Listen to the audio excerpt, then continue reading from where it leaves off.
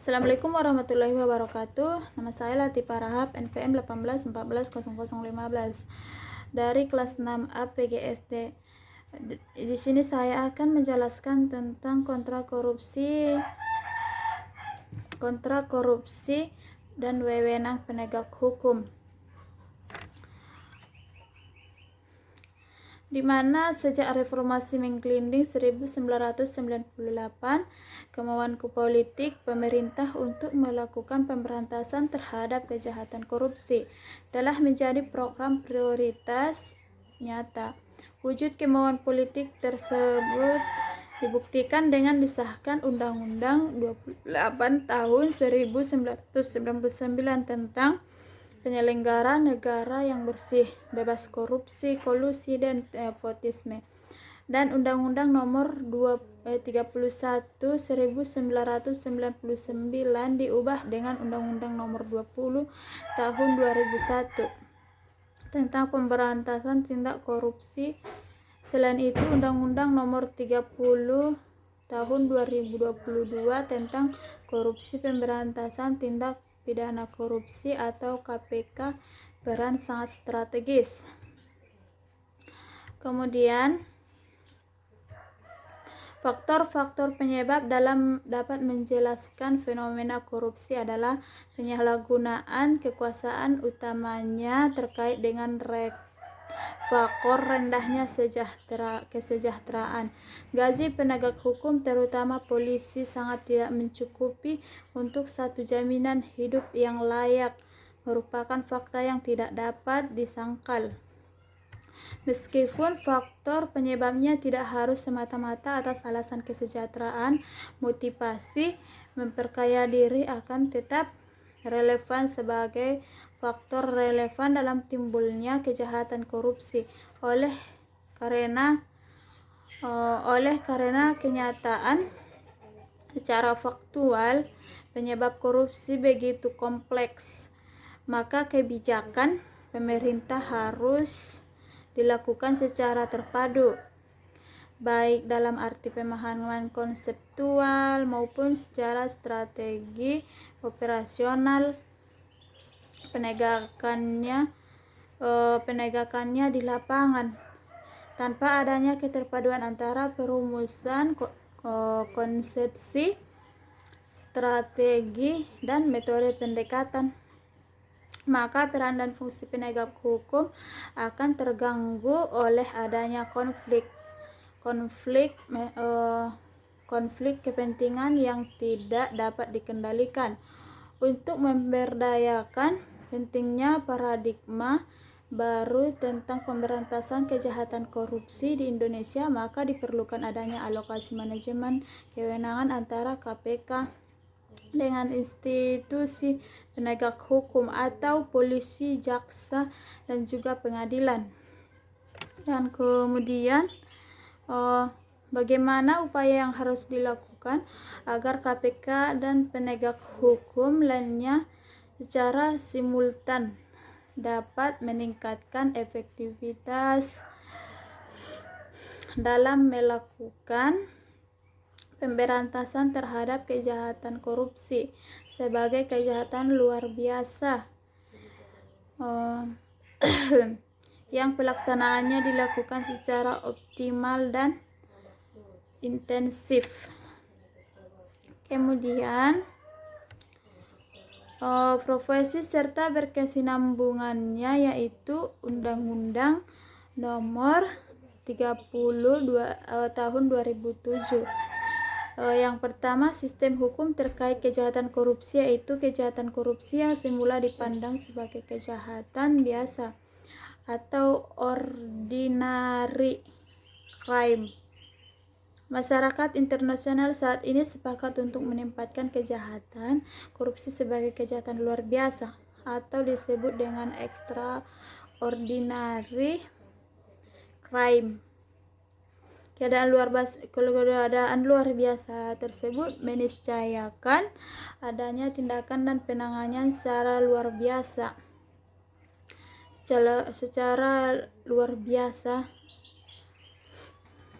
Kemudian yang kedua, Tantangan KPK dalam pemberantasan tindak korupsi terkait dengan sistem hukum penanggulangan tindak pidana kejahatan korupsi. Keberadaan Komisi Pemberantasan Korupsi telah menjadi ikon nasional dan internasional di Indonesia. Bila mana pada masa lalu ketentuan normatif mengenai pemberantasan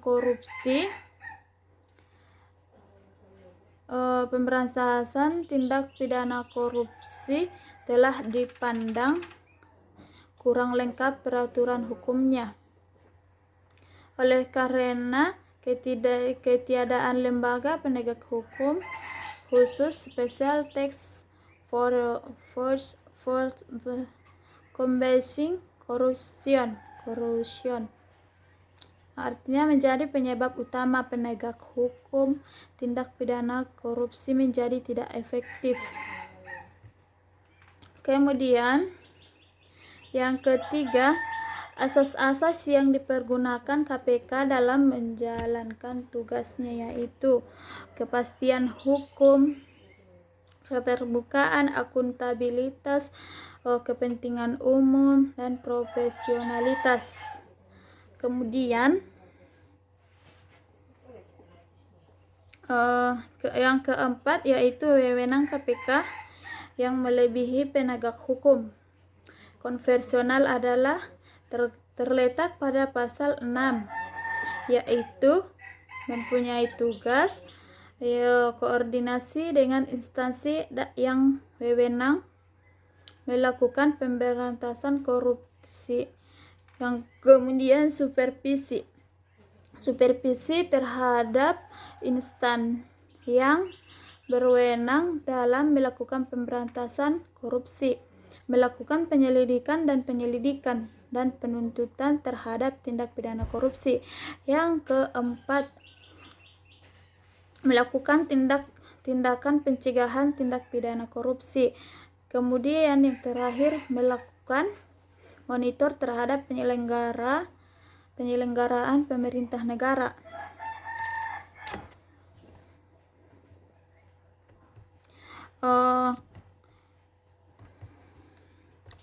Kemudian timbul kesan bahwa KPK dalam kaitannya dengan kompetensi tugas dan fungsi di lapangan dipandang sebagai lembaga negeri yang terkuat. Status dan sifat KPK sebagai lembaga negara melebihi peran dan fungsi yang berada pada lembaga penegak hukum. Kemudian, apakah tugas KPK sebagaimana selama ini diperankan telah memenuhi tuntutan masyarakat? Sebagaimana masyarakat dipandang KPK yang oleh undang-undang ditempatkan sebagai lembaga negara ekstra power dalam perjalanannya. Selama 3 tahun belum juga memperlihatkan hasil yang menggembirakan. Tanpa mengurangi makna dan arti kehadiran KPK dalam sistem penegak hukum pidana di Indonesia sebagai juga timbul di berbagai negara seperti Thailand, Singapura, dan juga Malaysia dan Australia. KPK selain memperoleh peluang juga tantangan yang tidak cukup ringan. Kemudian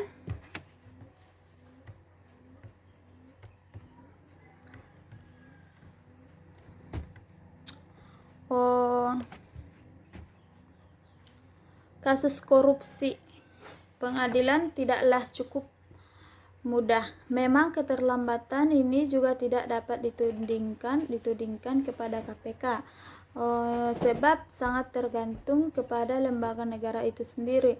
Misalnya baru saja melaporkan adanya penyelewenang di BL kepada KPK, aliran dana dari BI ke penegak hukum. Contohnya sebesar 85,5 M sejak tahun 99 hingga 2004. Juga belum ada tindak lanjut. Atas dasar itu dijelaskan bahwa kedudukan KPK dengan fungsi yang memiliki kewenangan luas juga menjadi tidak mampu meyakinkan peran profesionalnya karena tantangan dari masyarakat juga mengakibatkan mengabaikan sifat kerjasama kolegial dengan pihak kepolisian dalam konteks penyelidikan tidak dilakukan secara optimal.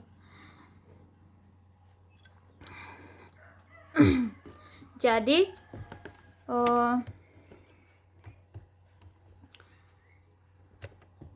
cukup sekian yang saya jelaskan. Saya tutup dengan mengucapkan alhamdulillah. Assalamualaikum warahmatullahi wabarakatuh.